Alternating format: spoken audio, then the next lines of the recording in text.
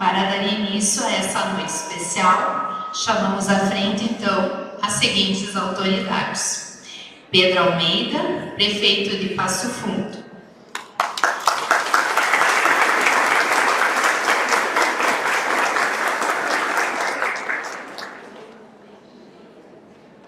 João Pedro Nunes, vice-prefeito.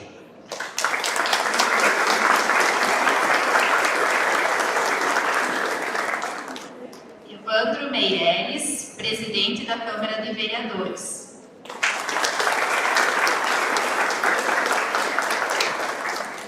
Adriano Canabarro Teixeira, secretário municipal de Educação.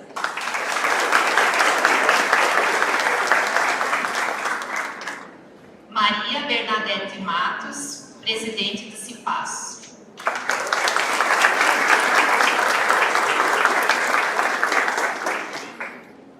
Tiago Machado, representante do CMP.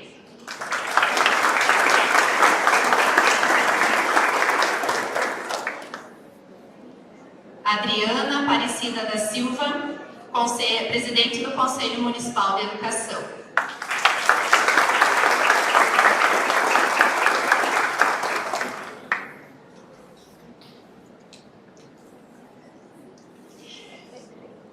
Convidamos então o secretário, também esqueci de agradecer a presença das demais autoridades, vereadora professora Regina, seja muito bem-vinda, o senhor Jair da Silva Lima da Simpasso, o Marcos Tritinho, professor da UPF, esse espaço que nos acolhe na noite de hoje. E já passo a palavra então para o nosso secretário municipal de Educação, para dar as boas-vindas então ao grupo.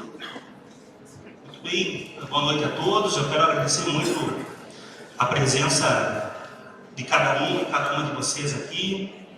Quero saudar nosso prefeito Pedro Almeida, os colegas que compõem aqui também que não é uma mesa, né, é um espaço onde pode estar perto de cada um de vocês. E dizer a alegria, meu Bernardo, a gente poder ter nessa sala somente pessoas que se importam com a educação.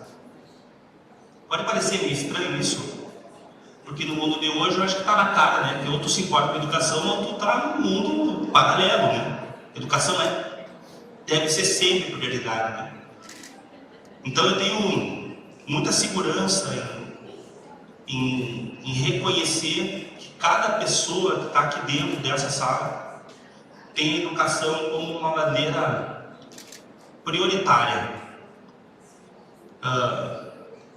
Cada um de nós entende a importância do trabalho que a gente faz.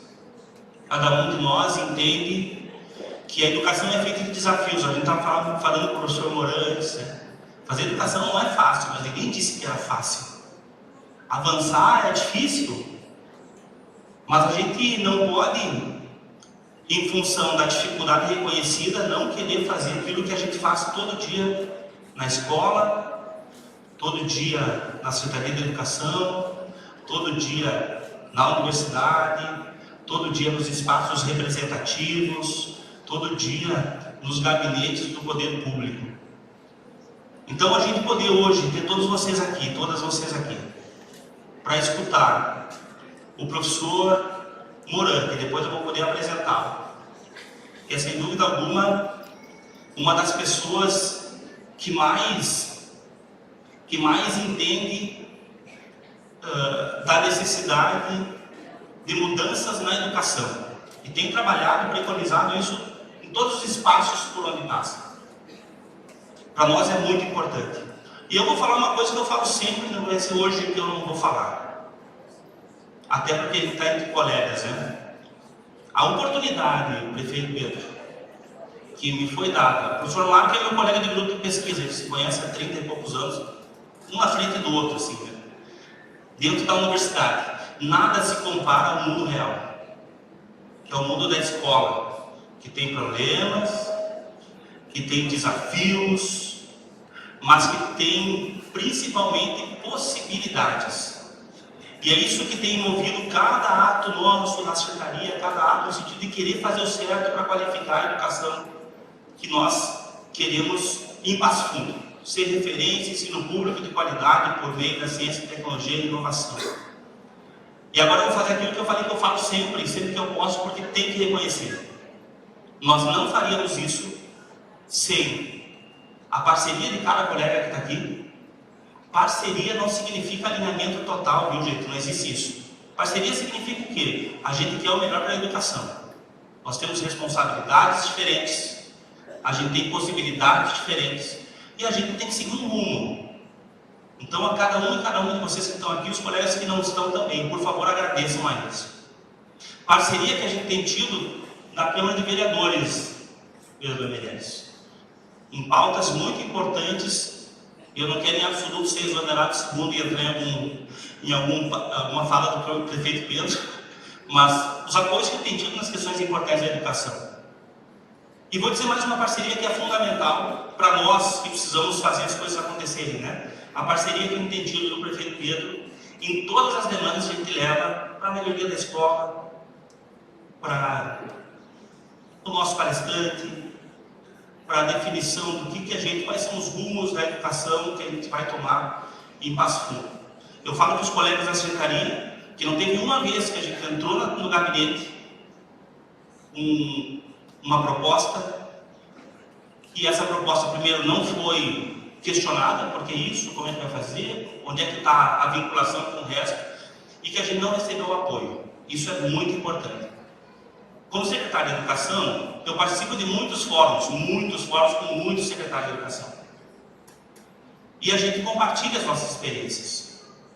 E quando eu compartilho aquilo que a gente consegue fazer em Passo Fundo, por uma questão simples, mas complexa, que é de ter o apoio da gestão, as pessoas dizem, não pode ser. Não pode ser, porque geralmente os prefeitos não colocam a educação embaixo do braço, isso é prioridade, vamos fazer o que é possível fazer dentro das possibilidades. Então eu queria agradecer a todo mundo, comecei agradecendo primeiro os mais importantes, vocês, né? E depois acabei agradecendo o prefeito Pedro pelo apoio que tem dado e o incentivo que tem dado à educação. Muito obrigado, e que essa noite seja uma noite de aprendizado, que essa noite seja uma noite de troca, que essa noite possa ser uma noite de compartilhamento de perspectivas. A gente fez muita coisa em quase 2 anos e vamos fazer muito mais nos próximos 2 anos que vem pela frente. A gente, quem? Nós. Muito obrigado pela presença de vocês.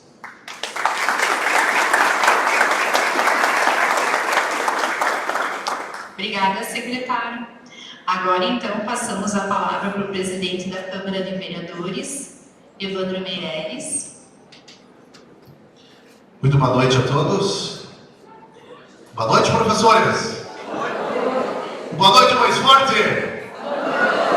É assim que vocês cobram a luz de vocês, né? Eu quero ver mais um boa noite. Boa noite, professores. Agora ficou bom. Esses são bons alunos. Mas que alegria. Eu acho que é um momento, uma noite de alegria, né, professores? De comemoração, comemorar o dia do professor. Nós aqui, representando a Câmara de Vereadores, junto com a professora Regina, né? Queremos estender o nosso abraço aqui a todos os professores. Aqui a Berna, representando o Simpaz, nosso secretário da Educação, nosso amigo Thiago, Sindicato dos Professores, né, a Adriana, do Conselho Municipal de Educação, nosso vice-prefeito João Pedro Nunes, essa lenda da política pública de Passo Fundo, onde a gente se espelha muito, né? Não deixa de ser um professor também, viu? É um professor nosso, quero que saiba disso. Já fica aqui também meu abraço do Feliz Dia do Professor, ao João Pedro Nunes. E aqui ao meu lado, o nosso prefeito Pedro Almeida, né? Que durante sua gestão vem investindo, vem mandando projetos para a Câmara de Vereadores de Passo Fundo em prol da educação, e nós sempre lá, né, para a Regina, agilizando para tramitar o mais rápido possível, para aprovar e para que o secretário Adriano possa executar e fazer e levar uma qualidade melhor da educação, né? São investimentos em tecnologia, né? Tablets, notebooks e assim vai, outras coisas, laboratórios, esses dias também entregamos, tudo isso para quê? Para dar qualidade também aos nossos professores, para que os nossos professores dar aula, né, e para que possa ter um trabalho com êxito com as crianças da nossa cidade. Então, está de parabéns, prefeito Pedro Almeida, pela forma e o carinho e atenção que o senhor tem com a educação de Passo Fundo. Também na noite de hoje teremos homenagem à professora emérita, né, professora Daniela Brasil. Os parentes delas estão aqui? Estão aqui. Quero deixar a nossa homenagem em nome da Câmara de Vereadores a essa pessoa querida que teve a sua vida dedicada ao ensino, à educação, ajudando e contribuindo na formação de cidadãos passofundenses. Então transmito o nosso abraço para ela, né, e se orgulhem dessa pessoa que vocês têm na família, tá? Uma pessoa séria, honesta, comprometida, tá? A gente sabe que está passando por uma dificuldade agora, mas a gente pede a Deus que Deus abençoe ela, que dê bastante saúde para ela e que ela possa estar sempre junto conosco aqui. E essa é a homenagem, então, aqui da Câmara de Vereadores, à professora Daniela Brasil, que serve de exemplo para as suas demais colegas que aqui estão, tá? Parabéns, então, a Daniela Brasil por ser a nossa professora emérita no ano 2022. E, claro, temos que trazer também uma mensagem aqui para os nossos professores, né? Já que é o dia do professor, os professores que muitas vezes estão no lugar dos pais, né? E eu me orgulho muito porque eu fui aluno da escola, da rede de escola municipal, né? Dirceu Machado Carrião, do bairro Zac. Então a gente sabe o que é ser um professor, né? E a gurizada, a criançada não é fácil, né? Mas no meu tempo era diferente, né? No meu tempo eu não podia tirar nota vermelha. Tirava nota vermelha, e a nota vermelha no boletim chegava em casa, a soiteira pegava, né? Hoje já não sei como é que é, né? Mas hoje evoluiu muito, né? Tá aqui para nós ver a tecnologia chegando nas escolas, né? Para que as professoras possam dar uma aula de outra forma, de outro jeito, né? Então, assim, ó, professores, parabéns por tudo que vocês fazem para os nossos alunos, né? De uma forma técnica, qualificada, dedicada, mas acima de tudo, o amor que vocês fazem ao trabalho de vocês, o amor que vocês cuidam das nossas crianças de Passo Fundo. Muito obrigado por tudo isso que vocês fazem dentro da sala de aula pelas nossas crianças passofundenses.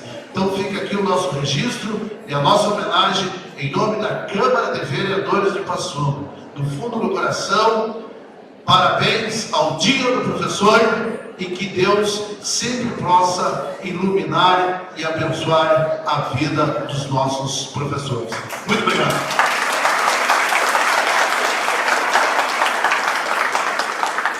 Obrigada, vereador Evandro Meireles. Passamos agora, então, a palavra para o nosso prefeito, o senhor Pedro Almeida. Quem quer falar? Boa noite a todos. Queria inicialmente aqui cumprimentar todos os nossos professores e professoras que se encontram nesse evento tão importante, nesse dia que é tão especial, né?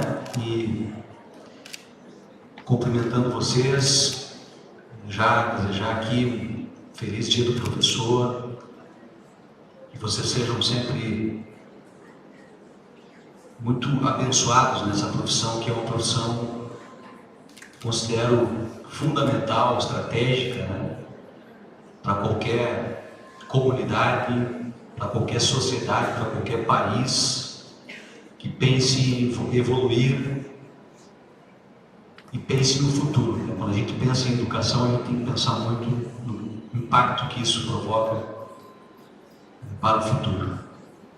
Queria cumprimentar o vice-prefeito João Pedro, querido amigo que está nos acompanhando hoje aqui, nosso secretário Adriano, de Educação, em nome dele, todos os nossos servidores da Secretaria de Educação, professores, equipe pedagógica, coordenadores que têm nos ajudado a construir esse modelo de educação do Passo Fundo, tão pensado, com carinho, planejado.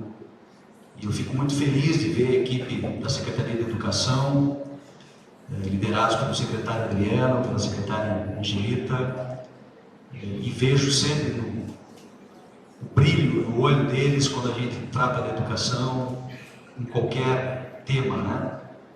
O entusiasmo, a vontade de acertar, o trabalho de todo dia, né? Então, obrigado pelo trabalho que vocês fazem pela nossa cidade, e eu tenho certeza que a gente escolheu muito bem as pessoas para estarem à frente da educação, porque a gente tem avançado rapidamente em vários temas, né? Eu queria cumprimentar aqui os nossos sindicatos, né, através da Berna, desejar que ela logo possa largar essa bengala aí, né? Parece que ela está cumprindo à risca tudo que o médico mandou, né, Berna? Direitinho. Então, tu tenhas uma ótima recuperação. Cumprimentar aqui o Thiago do CMP, registrar aqui o meu carinho, Thiago, meu respeito por ti, por todo o CMP. Né? Eu acho que a gente sempre precisa evoluir no diálogo para a construção da educação. Né? Então, de público aqui, faço o meu reconhecimento ao trabalho de vocês. Eu peço a compreensão e a sensibilidade se em algum momento a gente não conseguiu chegar em alguma resolução mais prática, né? É um grande aprendizado para mim também, né? E eu quero que a gente continue evoluindo nessa relação, sempre em favor da educação. Eu acho que num momento como a gente está vivendo do país, a gente precisa dar bons exemplos de diálogo, bons exemplos de valorização da educação, que tem sido esquecida por muitos gestores. E eu acho que Passo Fundo dá um bom exemplo. A gente pode ter problemas, ter dificuldades, como todos nós sabemos que temos. Mas existe algo aqui diferente do que a gente está vivendo no país, né, vereadora Regina? E eu acho que a gente tem que valorizar também isso, essa capacidade do diálogo, da crítica, de aceitar a crítica, né? E mesmo assim seguir dialogando, seguir conversando, né? Não fechar portas, porque é o que se costuma fazer. Né? Se não concordo, então eu não quero nem conversar. Não, tem que conversar, tem que dialogar, tem que construir junto. Tem que ter humildade para ouvir a crítica, tem que ter humildade para construir junto. E eu acho que vocês podem esperar isso de mim. Eu tenho procurado fazer isso todos os dias. Cumprimentar a Adriana do nosso conselho também, né, que tem um papel fundamental nessa construção. Deixei por último aqui o nosso presidente da Câmara, o Evandro Meirelles, que tem nos ajudado muito, em nome deles, agradecer, né, em nome dele e da Regina, os nossos vereadores que têm compreendido a importância da educação, né, e os nossos projetos têm tramitado de uma forma muito colaborativa, eu diria, né? A gente avançou muito em vários temas rapidamente com a Câmara de Vereadores. Eu fiquei pensando, né, gente, que tipo de mensagem eu poderia passar para vocês aqui num dia como hoje, né? Eu confesso para vocês que eu cheguei aqui e por encontrar essa família tão querida que eu respeito e tenho uma relação de muitos anos,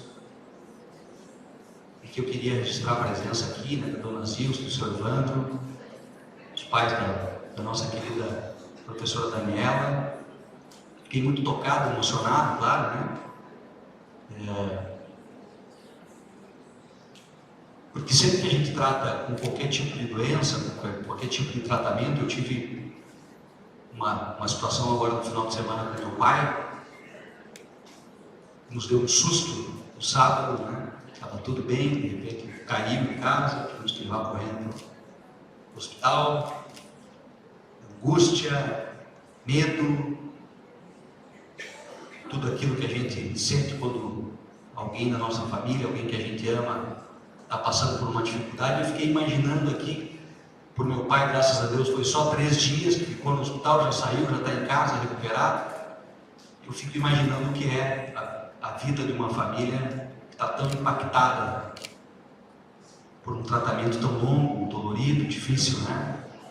E eu espero que essa menção, essa homenagem que a Dani está recebendo hoje aqui, seja mais um motivo de vocês colocarem toda a fé, toda a energia, toda a melhor energia que a gente possa também estar passando com essa homenagem, para que ela se recupere, para que a gente possa pedir para Deus que ilumine todos vocês, e que isso seja um reconhecimento de verdade a todo o trabalho que ela realiza, né? E que a gente não tenha É claro que lembrar do trabalho como professor só quando ele está passando por uma dificuldade, né? A dificuldade é todo dia. É um desafio muito grande de um país que deixou de lado nos últimos anos a educação ser professor. Eu compreendo isso. E nós, como município, tentamos muitas vezes fazer aquilo que os outros entes acabam não fazendo, né? Então o nosso peso também é maior. E aí eu fico muito feliz de ver o professor Moran aqui conosco, que tenho certeza que vai trazer com a sua mente brilhante aqui, né, professora Adriana? Muita luz, porque o conhecimento traz luz, né, professor? Luz muitas vezes naquele momento em que a gente não compreende as coisas. Em tudo está a educação. Em tudo. Nesse prédio construído está a educação. O conhecimento que os engenheiros, que os arquitetos tiveram para a construção dele está aqui. Os médicos que também comemoram hoje o Dia do Médico, todo o conhecimento que existe em saúde passa pela educação. A gestão pública passa pela educação. Nós precisamos de gestores mais capacitados, cada vez mais. Isso é uma deficiência do nosso país. Passa pela educação. Então eu queria deixar uma mensagem de muito agradecimento aqui a todos os professores, professoras, dizer que vocês são a esperança de uma cidade, de um estado, de um país melhor, de uma comunidade melhor, porque vocês têm na mão de vocês aquilo que há de mais precioso hoje na comunidade, que são as nossas crianças, os nossos jovens, que podem ser adultos melhores do que nós. E isso está na mão também de vocês, do carinho, do trabalho que vocês fazem todo dia, que passa, né? Inclusive da questão do conhecimento pedagógico. É o amor, né? É o carinho que vocês empregam, muitas vezes sendo mãe, sendo pai dessas crianças, para ajudar na formação deles. Então, Deus abençoe muito a todos os nossos professores, parabéns pelo dia, e que a gente possa juntos construir uma educação cada vez melhor para a nossa cidade. Muito obrigado a todos.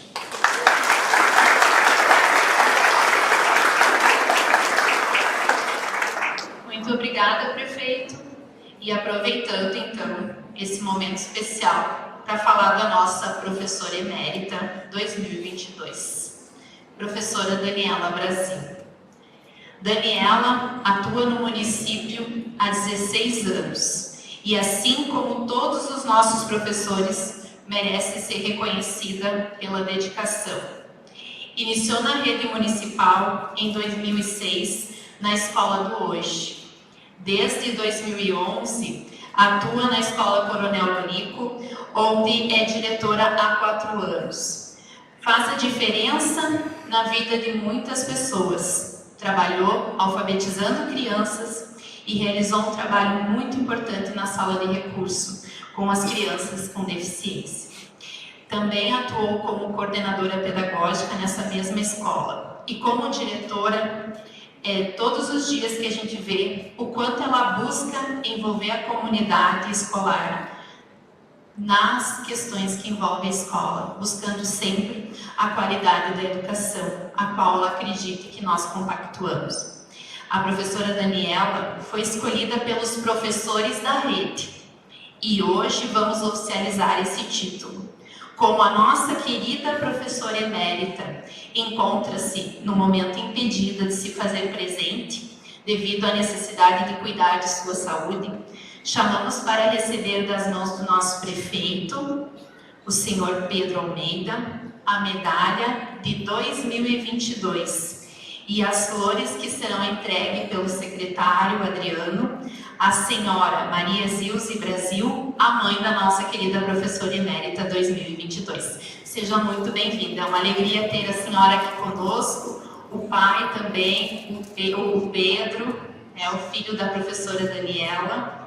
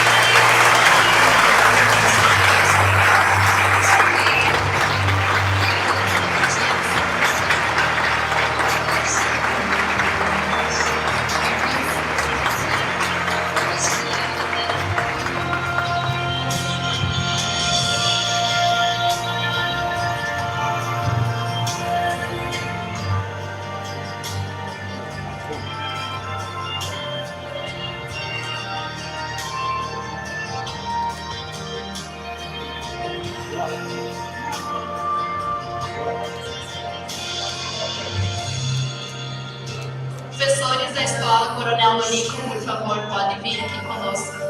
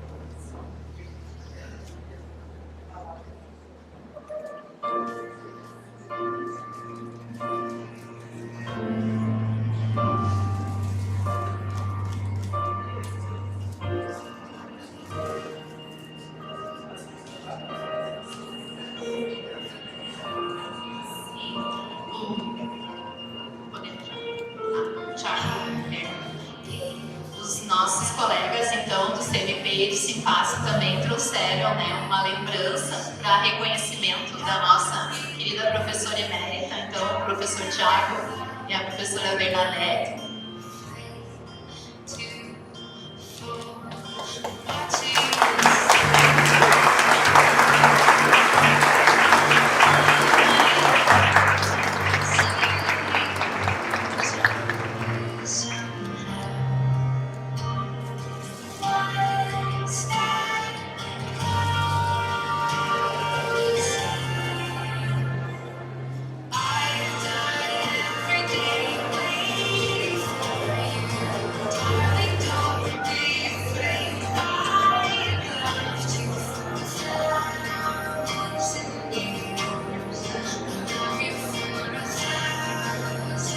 Parabenizamos então a Dani, né? Nossa querida Dani, como ela é conhecida na rede.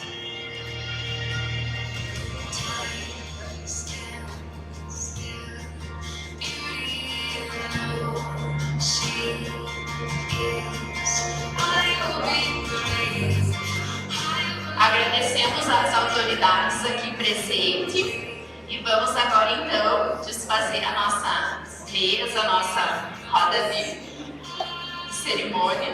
Muito obrigada.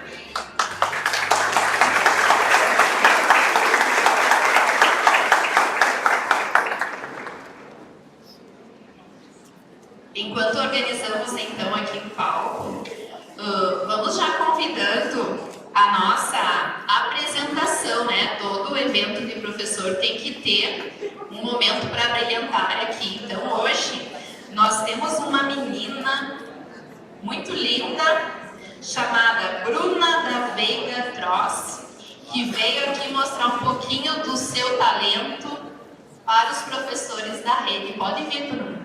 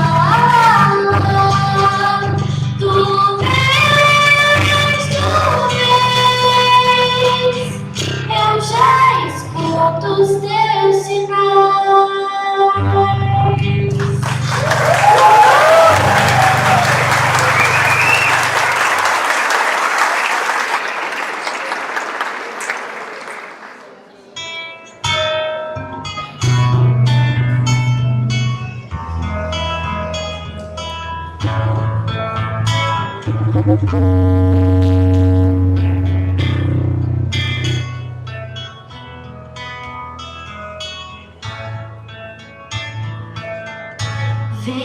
vindo das Campinas,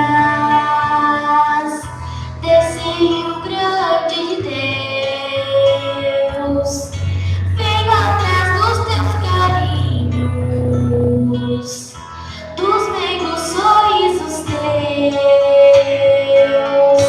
Mal desponta o sol dourado, saio a trote pela estrada.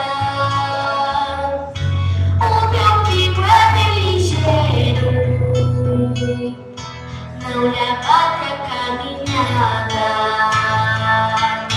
Nos verdes pampas do meu Rio Grande, tudo é beleza, não se sabe o que é tristeza, vive alegre o coração. E a noite desce toda estrelada. Então é lindo ver se a água gaúchada de viola e gaita vão.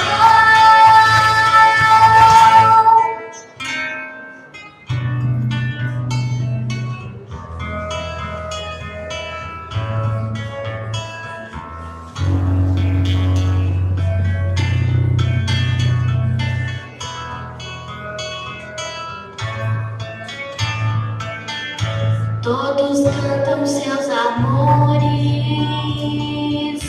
pondo a mão no coração. Chora a gaita no terreiro, geme o pinho no galpão. Quem não ama o Rio Grande desconhece o que é viver.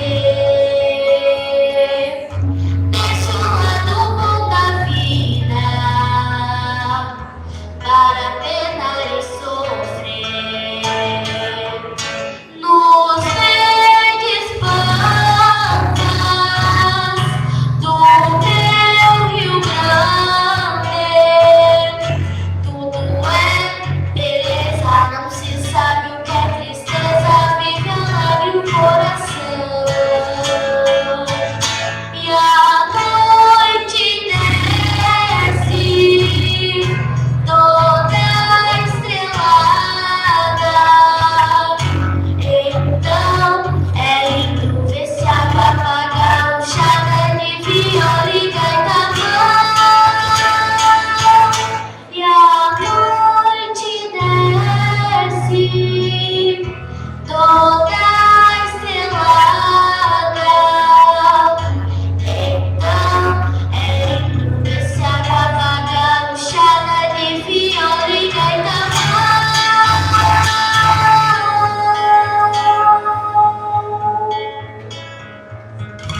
Muito obrigada.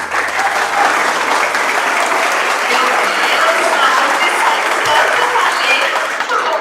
Chegou aqui toda tímida e linda, parabéns! Convido o pessoal da secretaria que vai dar um mimo agradecendo a Bruna, acho que ela merece mais palmas, né, gente?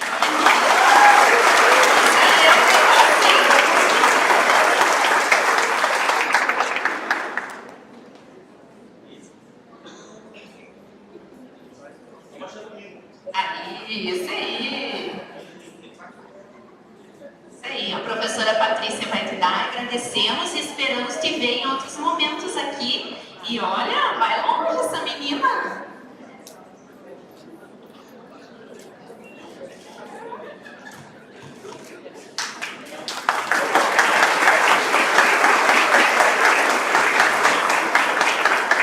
Muito obrigada, Bruna, a família da Bruna que veio aqui essa noite acompanhar esse momento e trouxe a Bruna para nos dar esse presente com essa linda voz.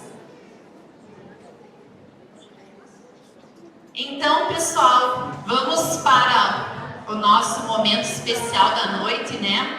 Com o nosso querido professor professor Moran. Então, professor Moran, o senhor seja muito bem-vindo. Agora quem vai lhe acompanhar e coordenar os trabalhos aqui é o nosso secretário, o professor Adriano. Durante a pandemia, pessoal, eu acho que professores que trabalhavam com a questão das tecnologias, com a questão do ensino híbrido, do ensino remoto, nunca trabalharam tanto, né? E o professor Moran, Marco, a gente convidou várias vezes, ainda durante a pandemia, para nos ajudar no CENIT, para fazer falas, fez falas para nós também na rede, sempre muito solícito, né? Sempre muito disponível. Eu acho que uma coisa que a educação nos ensina, não tenho dúvida alguma que ensinou o professor Moran, é a humildade. A humildade de poder estar disponível para a gente, para ajudar as pessoas nesses desafios. Eu vou lhe convidar para o professor Suba, e eu vou pegar ali a cola que a Angelita fez para mim, para eu poder apresentar um pouquinho, né? Bom, o professor Moran, então, ele é mentor de vários projetos na área de transformação na educação. A ênfase nas discussões, né, professor, metodologias ativas, modelos híbridos, tecnologias digitais e projeto de vida. É doutor em comunicação pela Universidade de São Paulo e é um dos fundadores da Escola do Futuro e pesquisou as transformações na educação com a chegada da internet. Dá palestras e workshops sobre metodologias ativas, modelos híbridos e tendências na educação. Também tem algumas obras publicadas, A Educação que Desejamos, Novos Desafios e Como Chegar Lá, Os Desafios na Comunicação Pessoal, é coautor de metodologias ativas para uma educação inovadora, novas tecnologias e mediação pedagógica, educação à distância, pontos e contrapontos. Eu pulei um pedacinho aqui porque eu acho que o mais importante que eu podia falar sobre o professor Moran é aquilo que eu iniciei dizendo da humildade, da parceria, da disponibilidade de poder estar conosco aqui hoje para tratar dessas temáticas que nós sentimos na pele, né? A pandemia nos ajudou a reconhecer algumas coisas, a identificar algumas demandas que nós temos, algumas lacunas, e também a nos impelir, pelo menos, a buscar alternativas, né? Pelo número de desafios que a gente tem. E a ideia é essa, professor Moran, lhe agradecer pela oportunidade de poder escutar dessa vez. Já me escutei várias vezes, pela primeira vez eu vou escutar aqui, ó, da primeira fila, e é uma grande alegria recebê-lo. Obrigado, professor.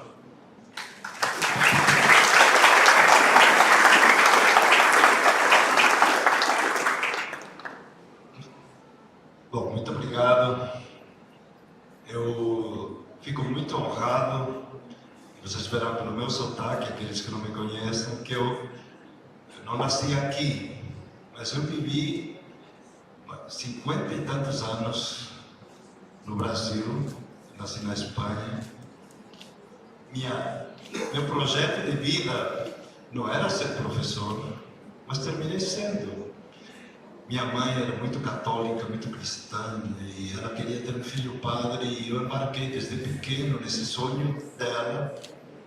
Vim para o Brasil, continuei os jesuítas, que era onde eu estava. Vim para Rio Grande do Sul, eu estava em São Leopoldo, então eu fiz parte dos meus estudos lá. E quando eu estava contratado pela Unicinos, em São Leopoldo, e pela PUC, lá de Porto Alegre, aí eu decidi sair, vi que não era meu caminho, mas eu fiquei no Brasil. E aí surgiu a possibilidade de fazer um mestrado na USP. Mas minha ideia era ficar no Rio Grande do Sul, morar aqui, em Porto Alegre, ser aqui no Rio Grande do Sul. Mas a vida me levou por um caminho que eu não imaginava. Eu queria ser um seminarista, padre, religioso, missionário. Terminei sendo professor. enquanto estudava. E como professor, como vocês, eu fiz algumas matérias pedagógicas, fiz uma formação, fiz filosofia, licenciatura, mas quando eu fiz, eu não sabia que ia ser professor a vida toda. E aí eu aprendi mais na prática do que na teoria.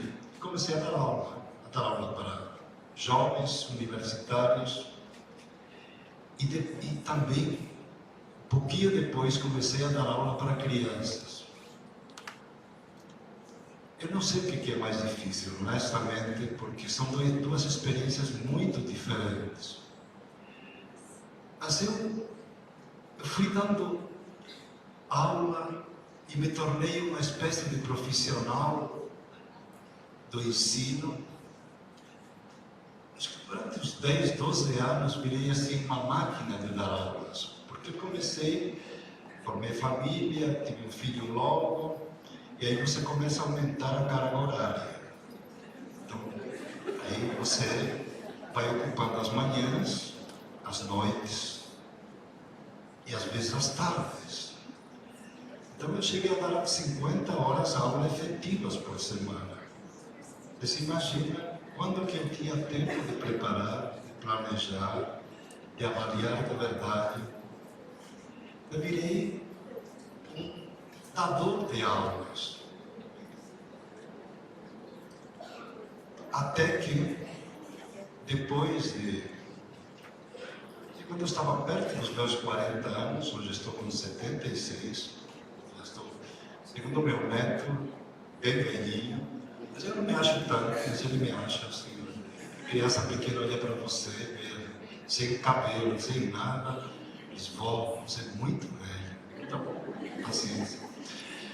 Mas, nos 40 anos, os meus alunos começaram a mudar, ou eu sentia a mudança.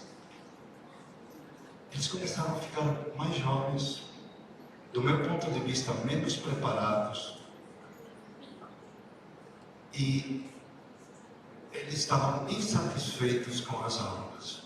Então eu entrei em crise. Quando eu achava que dominava o ofício de ensinar, a vida me trouxe o desafio de reaprender.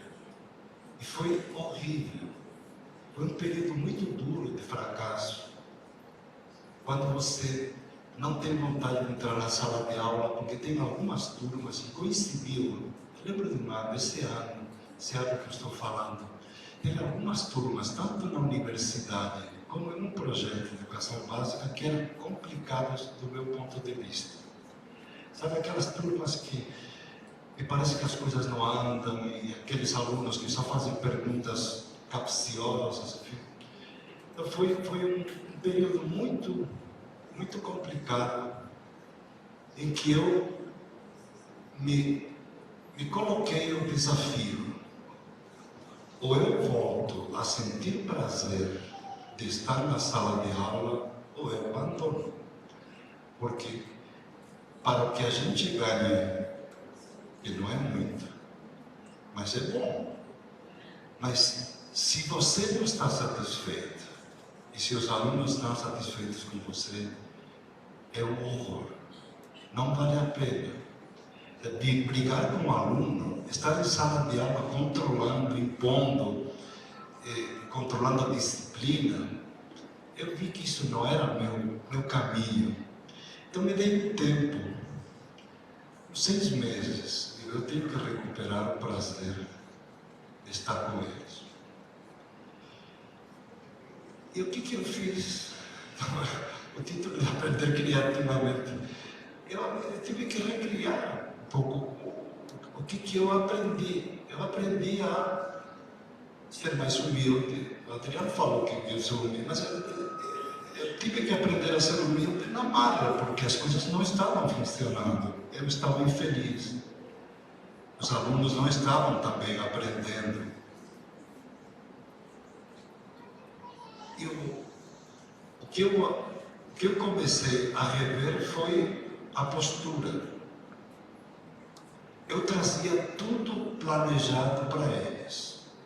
Significa, eu pensava as aulas, em função do currículo, dos temas que eu tinha que tratar, e eu planejava para um hipotético aluno. Quer dizer, eu pensava, ok, eu vou ter tais alunos, acho que isto que vai interessar, e eu planejava aula 1, aula 2, aula 3, semana 1, semana 2, semana 3.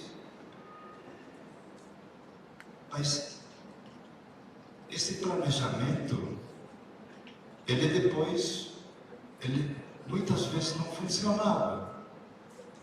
E aí, o que eu tive que fazer? Algo simples, básico, que é conversar com os alunos. Mas eu achava que conversava.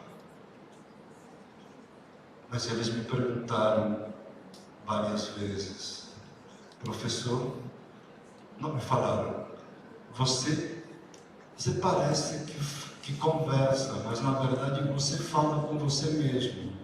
Você vem com tudo pronto e quer que a gente faça o que você quer e tenta nos convencer de que sempre você tem razão. Eu falei para eles, não, eu sou uma pessoa que dialoga, eu sou democrático, eu converso com vocês. E eles me falaram tudo isso que na verdade contrariava a minha própria visão que eu tinha de como eu me comportava. Então, a humildade que eu de alguma forma comecei a trabalhar de lá foi a de não presumir de antemão tudo, não pensar que eu sei tudo para os outros, tentar checar tudo isso, tentar trazer, planejar e ao mesmo tempo dialogar, pensar e depois, através da conversa, ver se aquilo faz sentido, tentar avaliar continuamente se as coisas estão dando certo. É algo tão óbvio, mas eu demorei anos para fazer o óbvio. E justamente na vida, o óbvio é o que menos nós fazemos. Não seria óbvio que a gente conversasse, como o prefeito falou, que nos entendêssemos? Não é óbvio que a gente não tem que se matar porque pensamos diferente, mas a gente não aprende. A gente fica brigando. Não é óbvio que a gente devia ter paz. Mas o mundo está em guerra, estão se matando, podemos entrar numa guerra nuclear. A humanidade não viveu já guerras suficientes, massacres, milhões e milhões de pessoas que morreram. Mas parece que vem uma geração, outra, e parece que as coisas se esquecem e a gente volta. Então, de alguma forma, eu também esqueci o óbvio. O óbvio, como aprender criativamente, é você tentar fazer o melhor que você pode nas condições que você tem, no momento que você encontra ao longo da vida. É algo tão bobo e tão simples e tão trivial. Diga, puxa, mas você vem de São Paulo, vem daqui, vem da universidade para falar o óbvio. Sim, porque é verdade. O óbvio é que você está a serviço do aluno. Você está para que ele aprenda. Ele já sabe que você sabe porque você foi escolhido pela universidade ou pela secretaria, depende de onde você atua, você deve ter títulos, você deve ter uma formação. Agora, o que o aluno quer é que eu ajude a aprender que vale a pena estar na escola com você, aprender que vale a pena passar 1 ano ou 2 da sua vida junto com você. E para isso você tem que ser muito criativo, muito encantador. A criança olha para você e imediatamente ele faz uma radiografia, se vale a pena ficar lá com você ou não, se você é confiável ou não, se aquilo que você fala, ele é verdadeiro ou não. A criança pode ficar lá, porque é obrigada. Mas ela só fica de verdade se ela acredita em você. Então a primeira coisa da criatividade é você ter o encontro, o rapport, estabelecer uma relação de confiança e de verdade com os teus alunos. Mas para você ser verdadeiro com os teus alunos, você tem que ser verdadeiro com você mesmo. E aí que mora o perigo. E a gente pode fazer belos discursos, eu posso aqui falar coisas muito bonitas para você, e depois ir embora, quantas vezes eu vi palestras, grandes palestrantes falando sobre educação de uma forma brilhante. Eu sei que muitos colegas, assim, sumidades que falam, e depois quando você vai conversar com eles, ou você vai jantar, ou vai fazer uma reunião, você vê que eles não são nada daquilo que eles estavam falando. A criança capta a coerência entre o que você fala e o que você é. Então, eu tive que reaprender honestamente a confiar em que uma criança podia também ensinar, em que ela pode propor, em que nós podemos fazer parcerias. Hoje me considero uma referência em metodologias ativas. Quem me ensinou metodologias ativas? Foram eles, os adolescentes. Por quê? Porque eu dava aula meio teórica, eu falava muito, eu gosto de falar. Eu estou falando para vocês, porque vocês esperam que me lá fale, mas eu falei para o Adriano, podemos fazer um diálogo aqui, sentar os dois e conversar. Não precisava. Eu tenho PowerPoint aí, mas para mim é uma muleta. Se eu de repente me perder, eu vou para o PowerPoint, mas não preciso do PowerPoint. Ele está aí, vocês podem copiá-lo, as ideias estão aí. Mas eu quero que este momento seja um momento de encontro, de apoio a vocês, como eu também busquei o apoio quando eu precisei, quando eu me perdi, e que aos poucos eu fui nesse diálogo, nessa conversa, nesse encontro, superando essa dificuldade esse distanciamento que eu tinha dos alunos. Eles me ensinaram metodologias ativas. Como? Eles diziam, estava fazendo um projeto com pré-adolescentes, nono ano, oitava série antes. Eles me diziam, professor, a gente quer fazer. Ele dizia, não, vocês primeiro têm que ter a teoria, têm que ter a base. O colégio me propunha que eu ensinasse como analisar as notícias, como ver filmes, como entender a televisão. Eu trabalhava com as mídias. Era um projeto, vamos dizer assim, era um projeto que não era essencial da escola, mas era um projeto que a escola considerava importante. E os alunos me diziam, por que a gente não faz? E eu tinha o fazer programado para depois. Mas vocês sabem, vocês dão aula para crianças, eles são impacientes, eles não aguentam muito tempo. Hoje, pior que antes. Depois da pandemia, vocês sabem como eles vieram, todos desacostumados a aprender em grupos, enfim, foi muito complicado para vocês imaginarem este ano. E na medida que eu comecei a mudar, primeiro a teoria e para a prática, e fui alternando o fazer e o refletir sobre o fazer, que eu fui tentando ver como fazer isso de uma forma cada vez mais próxima deles, mais criativa, mais interessante. Isso foi um processo lento de reaprender. Por que reaprender? Porque toda a educação que eu tive, e que acredito que muitos de vocês também tiveram, foi toda contrária desta criatividade de que eu falei.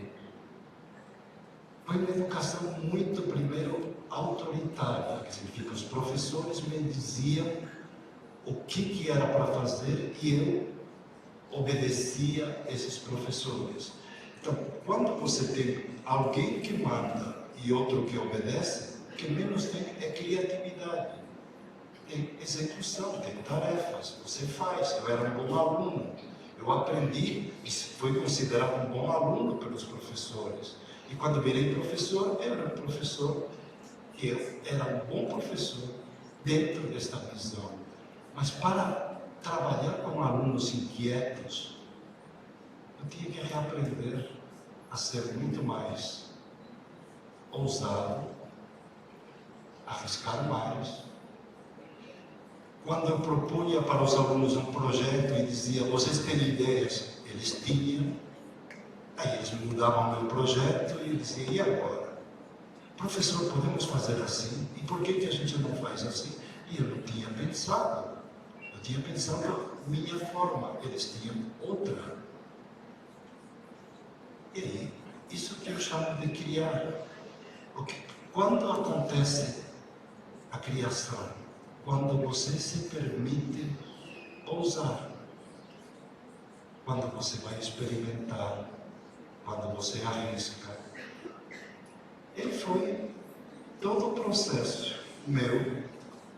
Estou falando um pouco assim para colocar o tema de hoje de uma forma simples, a partir da experiência, para encontrar no dia do professor, ou pelo menos na celebração desse dia que nós estamos fazendo agora, um pouco a grandeza e ao mesmo tempo a complexidade do nosso papel. É fácil explicar, falar sobre ser professor, sobre a qualidade da educação, mas não é fácil fazer isso tanto tempo, todos os dias, encantar as crianças o tempo todo, fazer um percurso longo, encontrar os alunos no mínimo uma vez por semana, e ser encantador, e ter ideias, e fazer com que eles aprendam de verdade, não é algo trivial. Assim como não é nada trivial educar essas crianças em casa como pais. Eu fui pai de 2 filhos, e tenho netos, e eu sei que a gente faz o melhor, mas não é fácil educar. E quando falamos de criar é um aspecto de algo maior, que é fazer com que o aluno perceba o valor em tudo aquilo que nós fazemos. Eu sempre me perguntava, e algumas vezes eu consegui testar, mas eu sempre dizia, se os alunos não fossem obrigados a vir aqui, se não tivesse a chamada e a presença, eles estariam?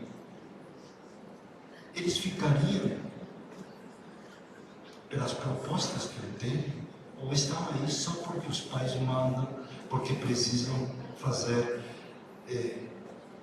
educação infantil, ensino fundamental, médio, superior, o que for? Não é fácil encantar tanta gente durante tantos anos. Então, não é fácil ser professor. Não é fácil atender alunos muito diferentes. Aquilo que atrai a uns, a outros não sensibiliza. Projeto que para alguns é fantástico, outros acham mais ou menos. Tem alunos que estão prontos, estão preparados, já vieram, já têm uma cultura de casa, de leitura, outros estão com uma defasagem enorme. É por isso que ensinar não é nada trivial, não é nada fácil. Porque as pessoas são diferentes, estão em ritmos diferentes, têm tempos diferentes, são bastantes alunos em geral que temos que trabalhar. Muitos professores do Brasil, Eu imagino que uma parte de vocês não trabalha só no ensino municipal, às vezes trabalha também no estadual, às vezes trabalha no ensino privado, às vezes vocês trabalham 2, 3 lugares também para poder compor um salário razoável para viver. Então não é fácil também ensinar em contextos amplos a alunos tão diferentes e principalmente, vamos falar de verdade, esses 3 últimos anos, a loucura que vivemos nunca foi tão difícil como agora. Fizemos o que pudemos na pandemia, mas todos sofremos muitas consequências, estamos sofrendo. Eu fiquei parado. Depois que da pandemia eu já pus uma prótese no joelho, já tive um pequeno tumor, tive que tirar a pele, enfim, já fiz várias cirurgias, fruto de ficar 2 anos só nas lives, só falando. Mas isso acabou com a mobilidade, com o meu corpo, mas muitas pessoas têm consequências muito sérias, saúde mental, de ansiedade, Quantos de vocês também tiveram que passar por períodos muito difíceis no ensino remoto e este ano? Então, não só os alunos, não só os pais, vocês também estão num período de grande, eu diria, primeiro de grande dificuldade e segundo de grandes possibilidades. Então, eu me coloco aqui como alguém que foi aprendendo aos poucos a trabalhar com os alunos, a sair um pouco do modelo mental mais conservador para algo mais ousado e a tentar, na prática, ver o que era possível. Aí fui acompanhando um pouco o tempo que eu tive que viver. Eu, quando descobri a internet, que no começo para mim foi uma grande surpresa, assim, o impacto que isso poderia ter no mundo. Quando eu a vi na universidade pela primeira vez, eu reuni meus alunos e disse: vamos pesquisar esse fenômeno. Como será a escola quando tudo estiver conectado? Vocês acabam de conectar a escola. Colocaram os alunos hoje têm tablets, têm notebooks. Vocês, nesses últimos 2 anos, estão equipando a escola. Há 30 e poucos anos, eu visualizava como seria a escola conectada. Eu pesquisava isso lá com os alunos. E a gente imaginava que a escola demoraria muito menos do que demorou para ter um processo de ensino e aprendizagem muito mais personalizado, muito mais legal, que as crianças gostassem de ir para a escola, de aprender em qualquer lugar, de aprender com a cidade. Vocês são cidade educadora, mas há quanto tempo nós temos essa ideia da cidade educando? Meu Deus, são décadas. E eu aprender em todos os espaços. Aí foi essa ideia de pensar a escola do futuro. Ela foi me levando a experimentar o que era possível trazer no presente desse futuro. E por isso que fui aprendendo as metodologias ativas, aprender em grupo, aprender com as tecnologias, aprender os modelos híbridos, aprender... Eu ia liberando os alunos de presença física, eles faziam aulas online. Comecei pela pós-graduação, depois pela graduação e depois eu fiz isso também um pouco com os alunos em educação básica, com mais cuidado, mas alguns projetos também aí. Então vejam, tudo está ao nosso alcance, tudo é possível fazer uma escola encantadora, é possível fazer uma escola muito, muito viva. Nós temos tudo na mão. Nós temos prédios, escolas, nós temos pessoas, nós temos gestores, nós temos os espaços, temos a cidade, temos o mundo, temos o mundo digital, podemos aprender com quem está perto, com quem está longe. Eu vim hoje aqui, mas fiquei 2 anos conversando de vez em quando com vocês, conversando com outras pessoas, sem sair do lugar. Hoje podemos aprender em qualquer lugar. Eu fui há pouco, recentemente, visitar minha mãe lá na Espanha, que fez 100 anos. No dia de 100 anos ela pegou Covid. A vida é assim, mistura as coisas.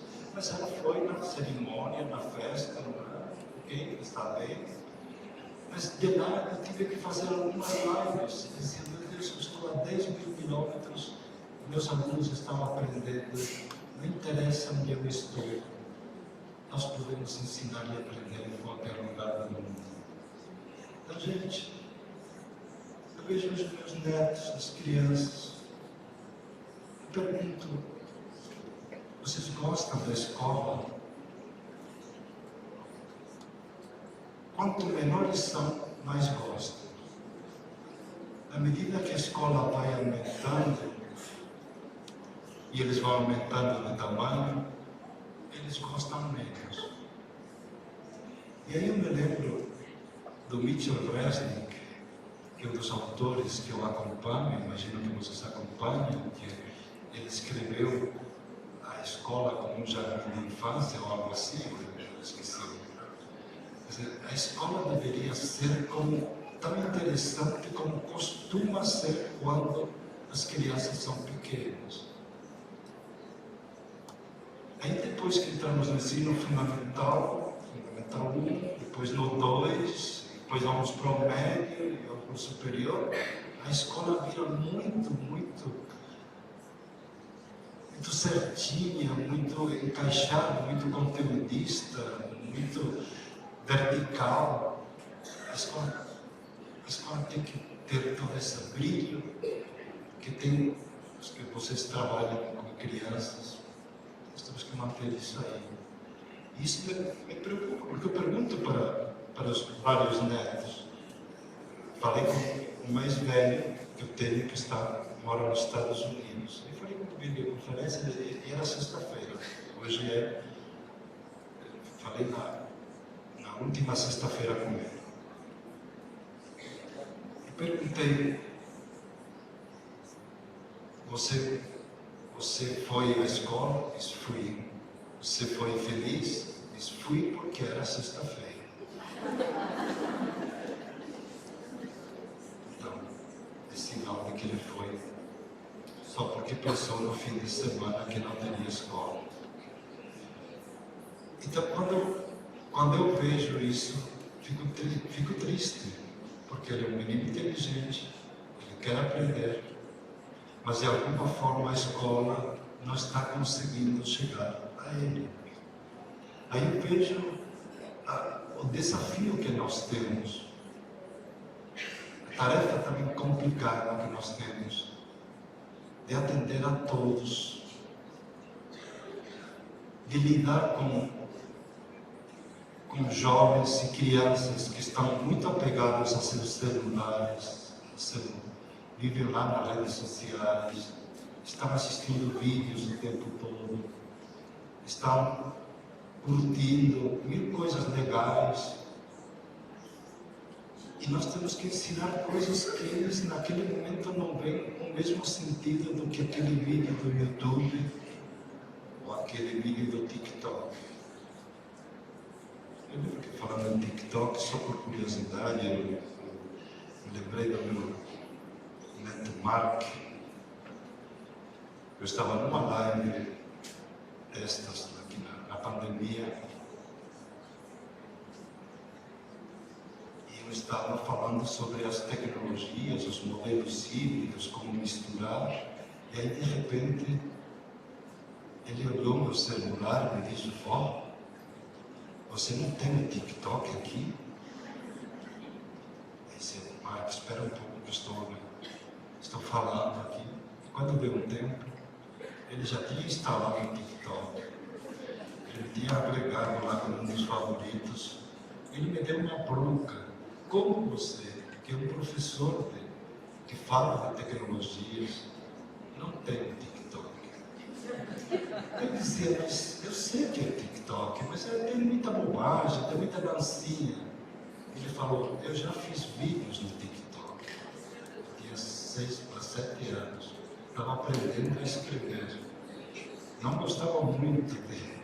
Estava aprendendo a escrever na época da pandemia, que foi um grande desafio. Mas ele já produzia vídeos, então eu achava inacreditável que eu não tivesse uma plataforma de vídeos que para ele fazia sentido. Aí eu percebi que se eu queria dialogar com ele, eu tinha que entender o mundo também dessas plataformas. Aí eu descobri que tinha professores que davam aulas de inglês em 1 minuto, em 15 segundos, em 30 segundos, e tinham milhões de seguidores. E disse, meu Deus, é um mundo que eu não estou acompanhando e que para eles faz sentido. Então, como ensinar criativamente crianças que elas sabem que podem aprender, tem tudo à mão, e ao mesmo tempo eles não sabem bem como fazer com tantas possibilidades. O papel da escola hoje nosso, ele é muito complexo. Nós competimos com muitas formas de ensinar, muitas bem interessantes e muitas muito complicadas. E ao mesmo tempo, nós não somos professores de tecnologias, mas sem elas, hoje, nós ficamos para trás. Estamos começando a descobrir o mundo maker, os espaços maker começam a chegar devagarinho às escolas, vão chegar às escolas de vocês, como estão chegando nas do mundo inteiro. É uma outra concepção que nós não tínhamos de como aprender através do criativamente, a partir de um fazer que faz sentido para eles e que no fazer venha o refletir, e nesse refletir venha o construir o currículo. Então, assim como eu tive que aprender naquele momento como trabalhar com crianças, essa relação entre prática e teoria, vocês hoje vão ter que aprender como fazer isso nos espaços da sala de aula, no espaço que nós chamamos maker, mas que cada vez vai ser um espaço um pouco mais comum. Como fazer projetos e como fazer que esses projetos sejam significativos. Eu gostaria que vocês deixaram o professor Michel Resnick um pouco como a referência. Quantos de vocês conhecem o Resnick? Levantem a mão, só queria saber. Michel Resnick. Ele, se puderem, acompanhem. Quantos de vocês conhecem o portal da Rede de Aprendizagem Criativa? É outra, provavelmente mais, mas se vocês puderem, chama-se REPAC, Rede Brasileira de Aprendizagem Criativa.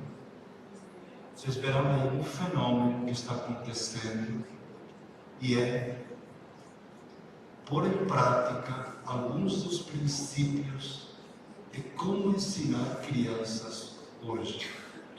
Então, só para ver se rapidamente chego lá para não demorar aqui. Então,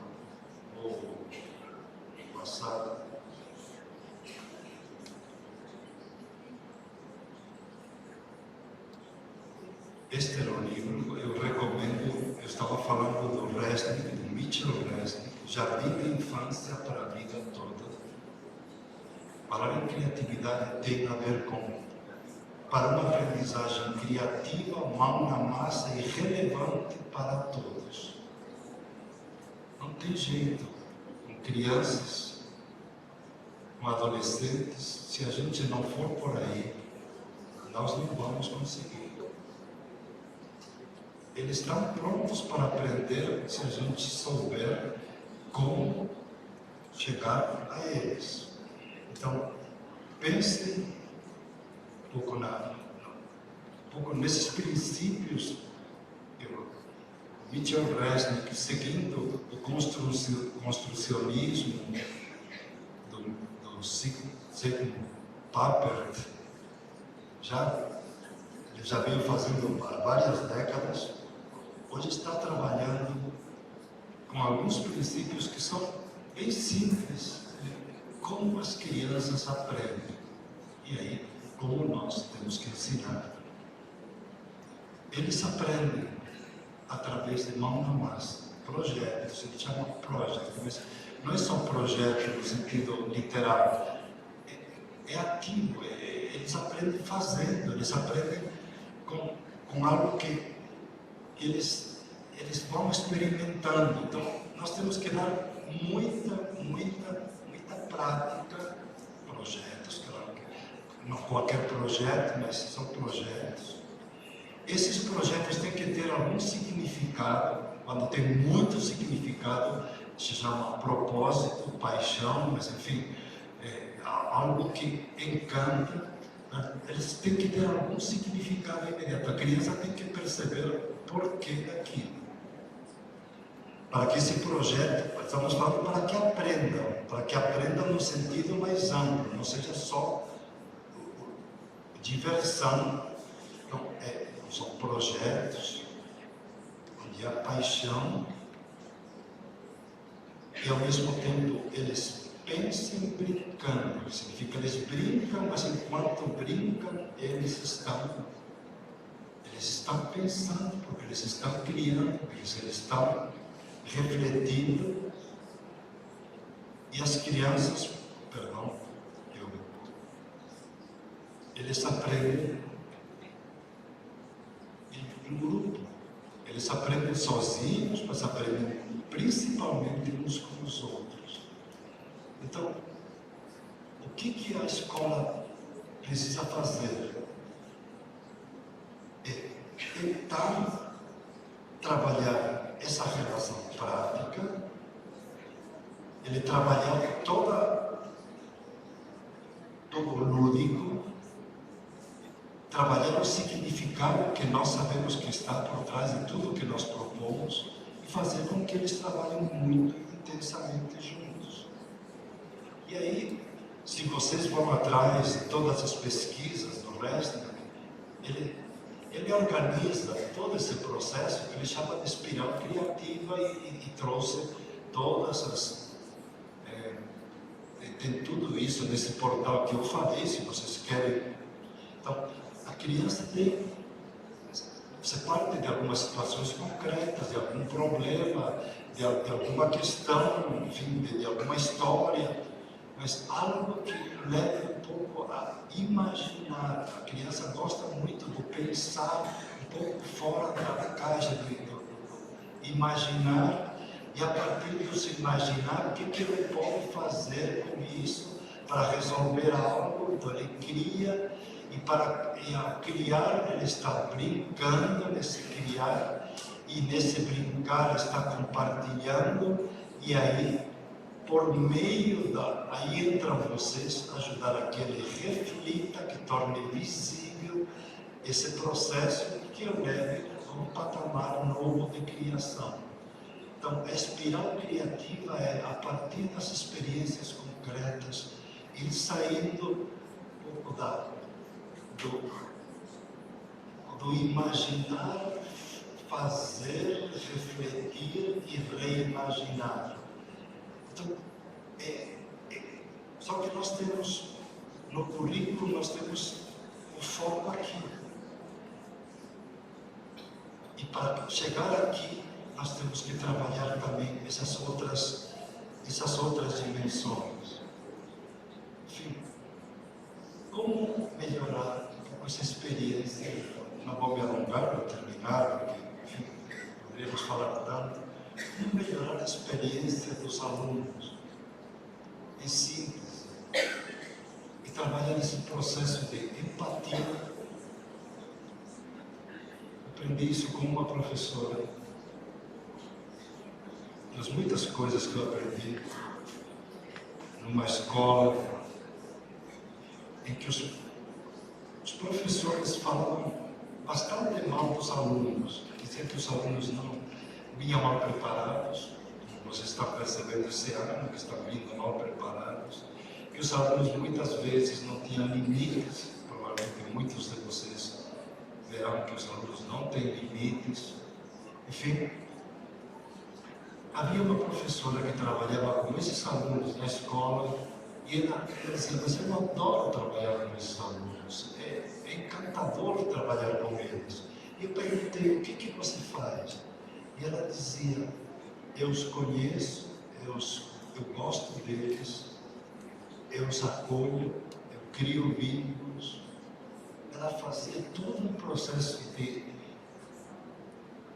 aproximação, de saber quais eram seus sonhos, o que eles queriam. Então ela trabalhava muito essa dimensão da empatia, do conhecimento.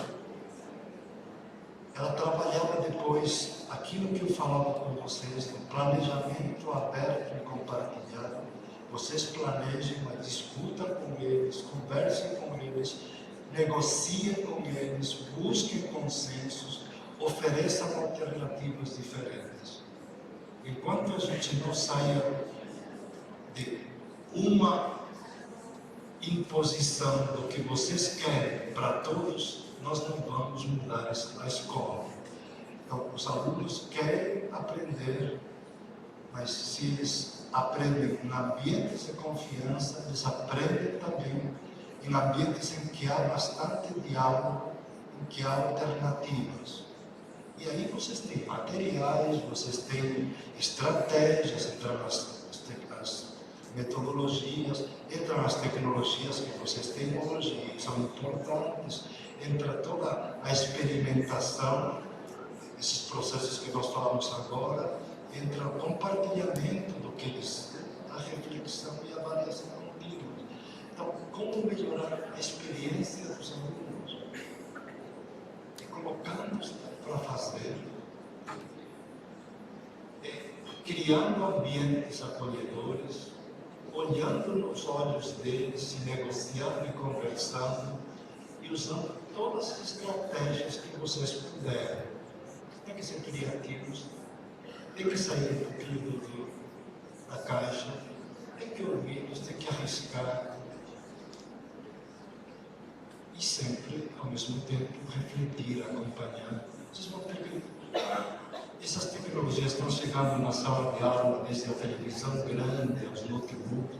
Tem um monte de possibilidades. Vocês vão ter que ver em cada área de conhecimento o que faz sentido aprender, fazer workshops, experimentar. Não tem outra saída, gente. Eu sei, dá trabalho, mas é isso aí.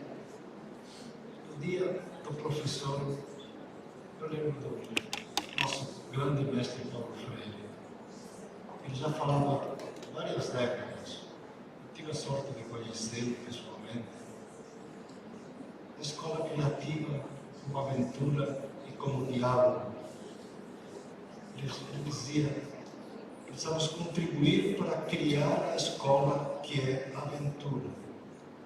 Eu pergunto se os alunos de vocês acham que vão para uma aventura ou vão para ter que ir. Eles vão porque acham sentido ou vão porque os pais os levam? A escola que marcha, que caminha, que evolui, e você percebe que evolui de um semestre para o outro, de um ano para o outro. Acho que você está evoluindo muito. Eu vi projetos, o Adriano me falou, de vários coordenadores.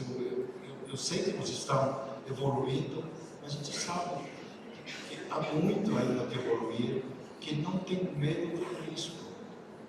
Temos que arriscar, gente. Arriscar significa que às vezes as coisas não dão certo. Mas, enfim, Paulo Freire, há quanto tempo vem nos dizendo isso? A escola em que se pensa, é crítica, não é uma escola só de diversão.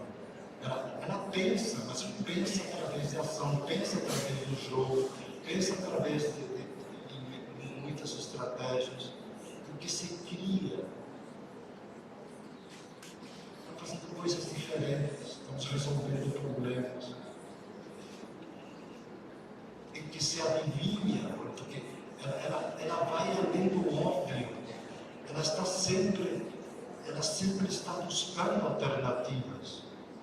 E a escola que apaixonadamente diz sim à vida. E a escola não é só a escola preparada para o futuro. A escola é vida. A escola, a gente aprende vida, aprende a viver. Eu queria terminar dizendo que o que fez sentido naquela crise que eu tive tão grande, naquele período de reaprendizagem, quando aos poucos fui encontrando sentido em ensinar, porque aprendi a dialogar, a conversar, a experimentar, a buscar alternativas, é que eu percebi que ao experimentar, eu também começava a mudar minha forma de lidar com a vida. Eu antes era uma pessoa muito limitada, muito quadrada, muito certinha, fruto de uma educação. E aos poucos, a educação mais criativa, mais empreendedora, me tornou uma pessoa mais aberta, olhando para a vida como um projeto que vale a pena. E coincidiu e termino com um grande mestre que eu tive, o Carl Rogers. E quando ele dizia, quando ele estava no final da década de 80, ele estava bem velhinho, 80 e tantos anos, e ele dizia: eu estou envelhecendo, aprendendo, estou mudando alguns dos meus conceitos, estou mudando algumas das minhas práticas. Isso para mim foi iluminador. Quando eu estava nessa crise dos 40 anos, olhando a perspectiva do futuro, de eu aprender como um processo que não é só para ajudar o aluno, mas é também para aprender cada um de nós a viver uma vida que vale a pena. Então, enquanto educamos, ajudamos, fazemos o melhor pelos alunos, ela faz muito sentido se também para cada um de nós é uma aprendizagem ativa que vai melhorando a nossa vida, nos vai transformando em pessoas melhores, nos vai ajudando a enfrentar desafios além da escola. Porque se algo nos traz a vida, à medida que vamos crescendo e vamos depois envelhecendo, como eu me encontro hoje, são desafios. Você tem que estar preparado muito para viver uma vida com maiores, mais complexos desafios. Viver ativamente, ensinar ativamente, viver ativamente, cada vez mais, encontrando paz, uma certa serenidade, um equilíbrio no meio de uma vida cada vez mais desafiadora. E eu que desejo para cada um de vocês. Muito obrigado.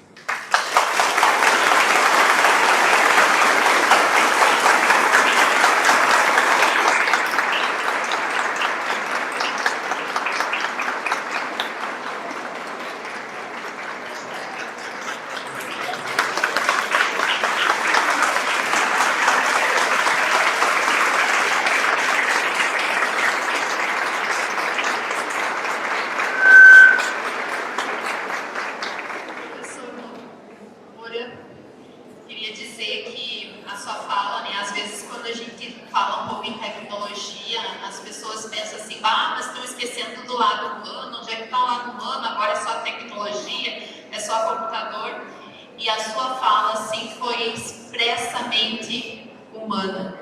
Muita coisa, assim, praticamente 100% do que o senhor nos trouxe hoje, refletiu muito o quanto não importa ter lá o melhor computador, o melhor equipamento tecnológico, a melhor escola, se o humano não estiver presente e não fizer a sua parte. Então, dizer assim, agradecemos muito a oportunidade de poder escutá-lo. Não sei se alguém gostaria de fazer alguma pergunta. Professor, abrimos aqui, se alguém quer fazer alguma pergunta.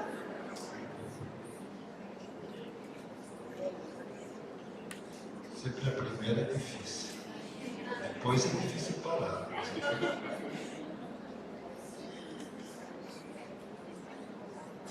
Não?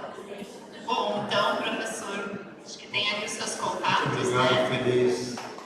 feliz dia dos professores, parabéns, obrigado, Adriana, parabéns pelo trabalho de vocês.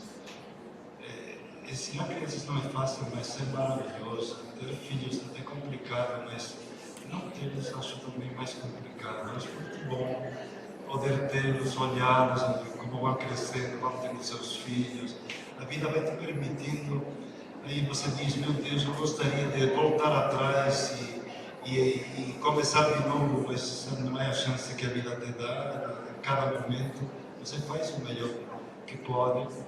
Continuamos aprendendo e é maravilhoso gostar de aprender, gostam de aprender e coloquem em prática isso que aprendem, porque não é só uma aprendizagem intelectual, mas uma aprendizagem vivencial e que nos leva a um comportamento ético.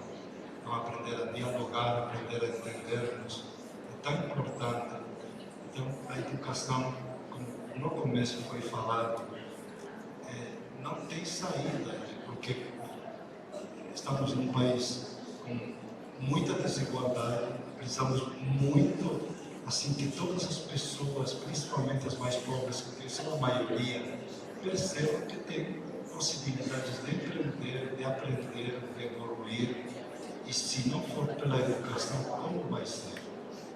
Então, muito obrigado, boa noite a todos.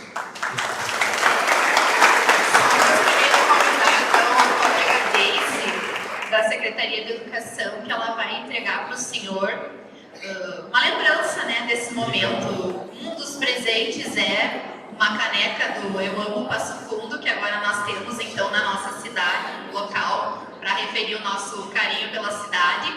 E o outro é do nosso parceiro ali, a New Life, que quando a gente foi em busca de quem queria estar contribuindo, né, de trazer um presente especial para os nossos professores, a New Life se colocou à disposição, além de trazer um presente para o nosso palestrante, né, lembrou com carinho dele, também trouxe, depois a gente vai estar sorteando uma bolsa de estudo e mais algumas coisas que o nosso amigo aqui, né, desculpa, esqueci esse nome, Jairo, está aqui conosco então para prestigiar esse momento. Muito obrigada, professor.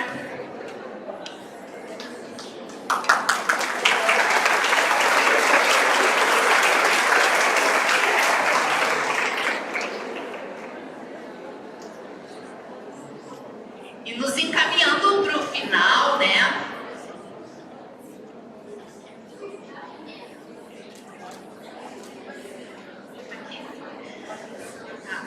Antes dos encaminhamentos finais, então, Rosimar, carteirinha de vacina encontrado no banheiro de alguém? Escola do hoje, depois então a gente vê a... Obrigada, Deus. Bom, gente, então, né, para nós poder encerrar, a gente gostaria de poder dar um presente para cada um, mas às vezes é difícil, né? Então, a Secretaria se mobilizou com amigos, parceiros, que quisessem estar contribuindo conosco e a gente conseguiu aquela mesa ali de brindes para estar hoje sorteando aqui nesse momento. A professora Tamara e a professora Gabi passaram então a nossa urna para quem queria estar concorrendo, né? E aí tem alguém que não colocou na urna seus bilhetinhos, então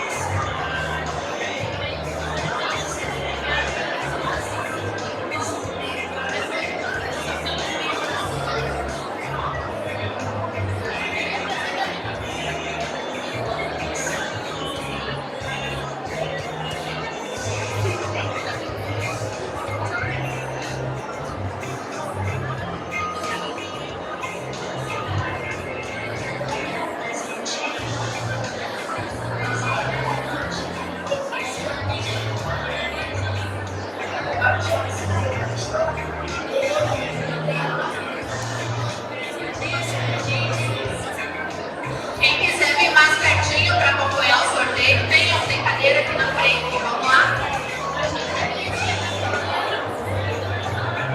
Nós vamos aproveitar a Rafa para ser a nossa sorteadora. Vem a Rafa. Vem, Rafinha.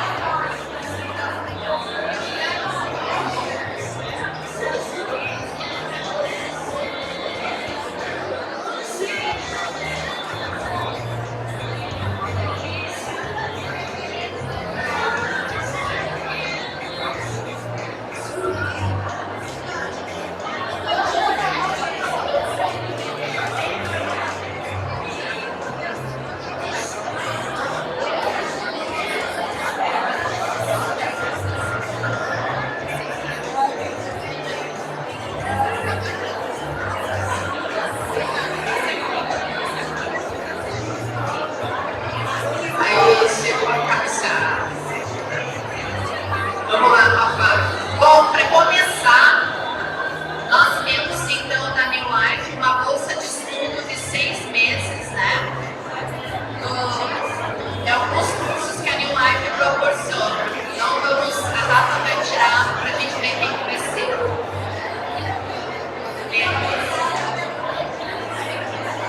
Primeiro prêmio, então, número 593, professora Rita Giacomini. Vem a professora receber seu prêmio, acho que o Mário pode fazer entrega.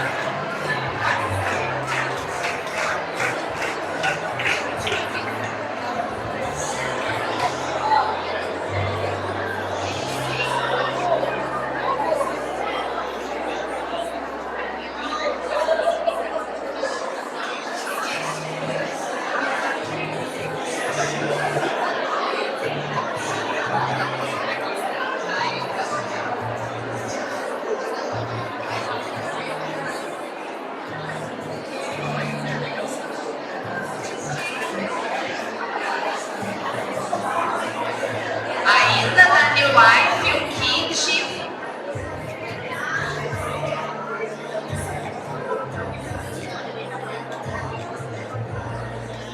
Número 471, Márcia Jorge.